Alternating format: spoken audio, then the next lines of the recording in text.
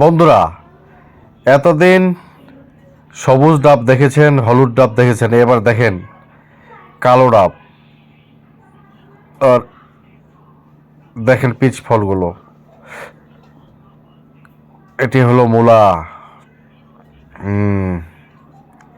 মাটির উপরিভাগে জন্মের কারণে এটি সবুজ হয়ে গেছে। পেঁপে, এটি হলো লাল পেয়ারা। দেখতে কি যে অসাধারণ, খেতে কতই না সুস্বাদু হবে। এটি হলো শরীফা ফল। এটি অবশ্য আমি খেয়েছি, অনেকটা সুন্দর, অনেক ভালো লাগে আমার কাছে। এটা নাশপাতি।